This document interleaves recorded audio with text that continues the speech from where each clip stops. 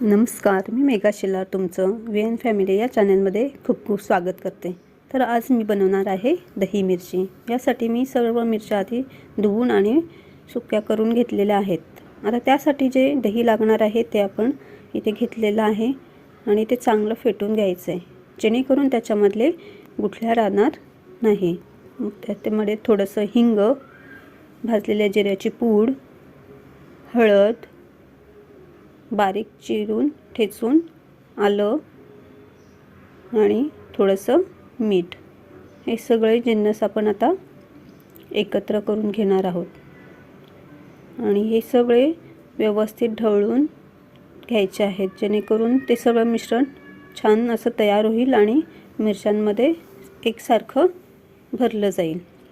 अशा प्रकारे आपण हे या मिश्रणामध्ये आता या ज्या मिरच्या आहेत त्या घालून घेणार आहोत।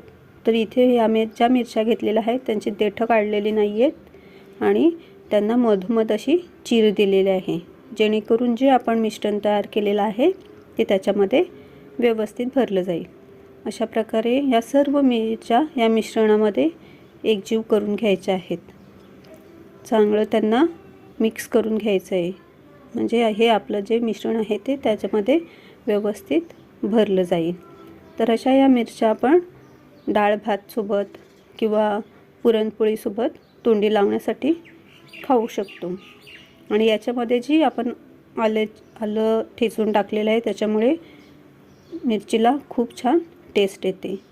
अशा प्रकारे ह्या मिरच्या आपण रात्रभर अशाच ठेवून देणार आहोत आणि मग दुसऱ्या दिवशी त्यांना बाहेर परातीमध्ये किंवा ताटामध्ये काढून ते 4 ते 5 दिवस उन्हामध्ये चांगलं सुकवून घेणार आहोत। आता ह्या मिरच्या आपण रात्रभर तशाच ठेवून देणार आहोत। आता ह्या मिरच्या आपल्या पुन्हा एकदा हे मिश्रण एकजीव मिक्स करून मिश्रणामध्ये या मिरच्या मिक्स करून त्या आता आपण ताटामध्ये काढून घेणार आहोत।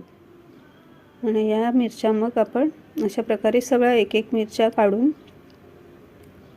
व्यवस्थित ताटामध्ये ठेवलेल्या आहेत। आता ह्या मिरच्या आपण आता टेरेसवर सुकवणार आहोत 4 ते 5 दिवस। आता अशा आपल्या मिरच्या खूप छान सुकलेल्या आहेत आणि खाण्यासाठी तयार आहेत।